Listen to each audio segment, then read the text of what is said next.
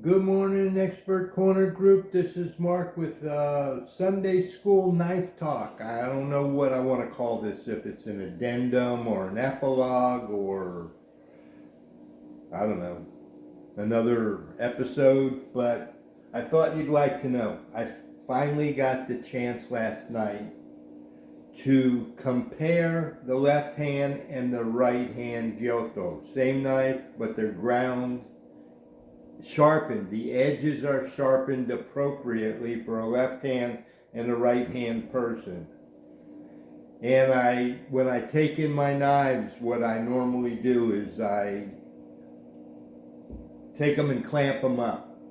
And I look at the edge and photograph it and record it, so I have a starting place, and out of the box comparison to the maker's edge. And I had done that for the right-handed knife, and now I had the left-handed knife. So I didn't cut with it, I didn't use it, I didn't do anything. First of all, I do a best test, and I compared them both, and they both run from about 150 to 200, anywhere along the edge. So they're both, like an average 175 knife, which is a respectable knife. To compare them, the older knife, because it's been used, cuts a little less well, but it cuts more smoothly. The new knife, I can feel the toothiness and I can feel it is sharper. Now, after I do the best test, I clamp it up, I look at it, I photograph, and I save the pictures sorted so I can look at them. And then I put the laser goniometer on the clamped knife. I have a method that I hang it on there so that I can read it. Well, the right-handed knife came at 17 degrees on both sides. That's when I measured it when I first got it with the goniometer. Not matching the bevel with a marker and removing the marker and looking at the reading with the cube. That is the proper way that I will do when it's time to sharpen it. But just by the reflection with the laser goniometer, the first one, the right-handed knife, was 17 degrees on both sides. The left-handed knife, the same physical shape to the knife as the right-handed, but appropriately sharpened for a left-handed sharpener. This knife is sharpened at 21 degrees on both sides by looking at the reflection on the goniometer. So let's keep that in mind. That's interesting because that's what I said when we're sharpening, because these uneven beveled knives are shaped the way they are, that a lot of times it's not, the 70-30 is not about the angle, it's about how the angle appears. I don't know if it's a visual relativity, because I looked at that last night when I compared this knife. Let me get into it further. This knife, when clamped, this is a left-handed knife. So this is the inside for a left-handed knife. The inside bevel in a 70-30 asymmetrically ground knife, the inside bevel is sharpened to be shorter. That bevel is to go straight up and down. The outside bevel on a left-handed knife has the work to increase the bevel size. The bevel size cuts the food off and rolls it over while pushing the knife in to what it's cutting. Analogously, the right-handed knife, the inside is the shorter bevel, the outside is the more pronounced bevel to push the food we're slicing over and push the knife into here. This was my first opportunity to use this knife. Okay, so we found that the angle measured the same side to side, left to right. This is the left, this is the right, 17 and 21. I don't know that much matters. Same knife, same steel, just one is left hand, one is right hand. I'm trying to think what I was going to go with it. Oh, I cut with it. I forgot. I wanted to say I cut with it. I couldn't believe. I wanted to think that even though the knife is ground different on one side than the other, that it's sharpened appropriately for a left-handed person. So I'm wondering, does that just mean that when a left-hand person cuts through something, it just cuts straight? Is the steerage sharpened into the edge? This is the question. Is the steerage sharpening into the edge a correction factor or a steering factor for the way the knife cuts?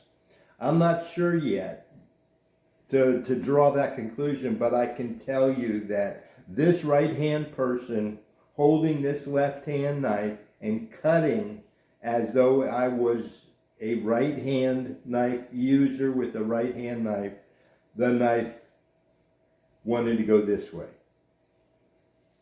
The knife wanted to go this way, and as I was trying to cut, I sliced some onions, sliced some radish, and some soft protein. And in the soft protein, I could see, so that told me if it's going this way, if it's in my left hand, it's steering into the food, whereas the bevel is pushing the food over.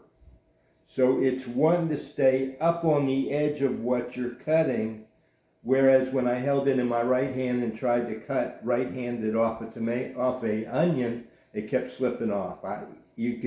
With the radish, I could get enough of the edge in to cut straight, and it was cutting real thin, thinner than I would have expected, suggesting to me that the knife was trying to drift off the edge, like would be appropriate if it was a left-hand user. It wants to drift into what you're cutting, not fall off the edge. That's the purpose of the design of the offset bevels, is to help with how the knife is going through the food.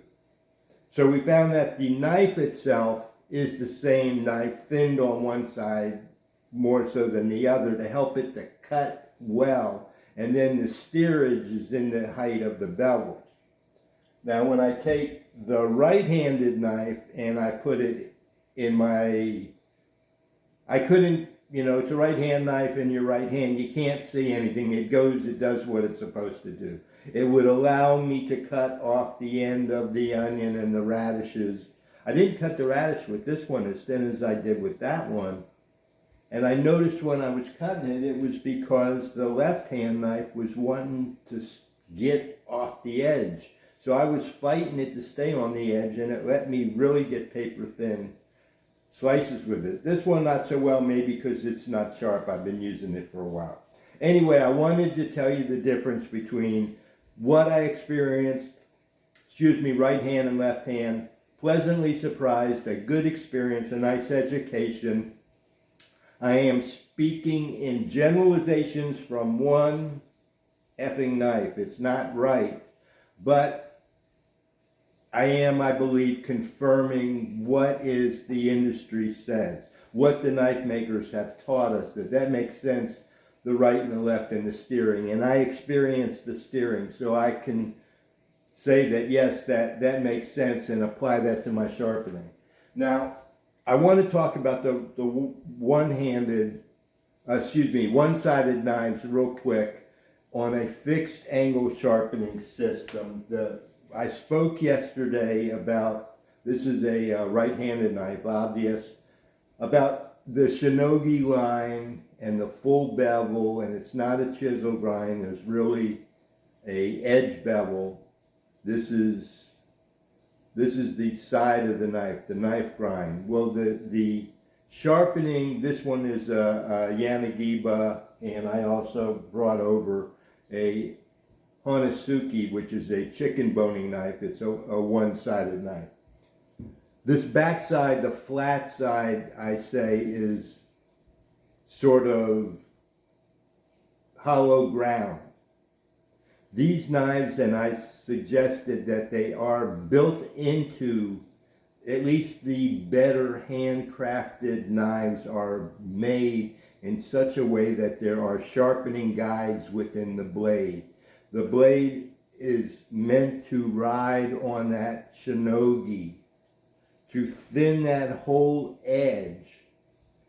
And that shinogi, then you want to move parallel to the heel, but you always want to keep that spacing right. See, that's where the issue is. Not only can the edge get out of alignment with the shinogi so it's not parallel, but the spacing gets off. So on these kinds of knives, at some point you have to thin that whole bevel. If it's a fixed angle sharpener or you thin that whole bevel, and that increases the height of the bevel, but then you get it back even by sharpening that edge. Then the back side, because of the hollow ground, these are actually made, some of them, I won't say all of them, but the intention in the sharpening guide is that lays flat, and then you just touch the spine of the knife, you have the hollow ground, and you deburr from sharpening the front side off the back side, and makes a little fat bevel, little flat tiny bevel on this side. So you can sharpen that knife with that micro bevel, so to speak, and touch it up on the back side with the micro bevel and get that is a mini tiny V grind. It just happens to be 90-10, which how I would describe that. So you do hold it flat. That's analogous. I haven't ever sharpened one on a fixed angle system, never sharpened one, but a straight razor. From what I see, that's a popular sharpening lineup built into many of the straight razors, that they are hollow ground on the back and they have a rib across the top, a guide, and it lays flat. And they have a similar situation to the large bevel. So it's an analogous situation that you sharpen the one side flat and then you turn the knife over and it rests on the spine and it rests on the bevel to make a very, very small bevel, deburring it. This Honosaki, the flat side is against the food. This flat side is slightly hollow ground. I just laid some water on there, and the water laid right in the center, whereas I flipped it off, I put a water bead in, it just went off the side. This again is the same thing. It has that same sort of one big bevel with the little edge bevel, and it's just flattened on the back side. And this one, if you were to sharpen it, when I sharpen it, I try to match that bevel, and the back side, because I'm sharpening with the fixed angle sharpening guided system, I get that as close as I can to get as acute as I can, almost parallel within the limitations of the clamping, and that makes a very tiny burr on the inside on a single-sided knife for a right-handed sharpener. So you have, indeed, even though it's a single-sided knife, the point I'm trying to make is it is sharpened like a V grind, but it's offset on your effort. There are two bevels. One is very tiny and one is more pronounced. So I'm going to stop with that, with the epilogue or addendum or the last word on these Gyuto's right hand and left hand knives. Thanks for your indulgence. Happy Sunday.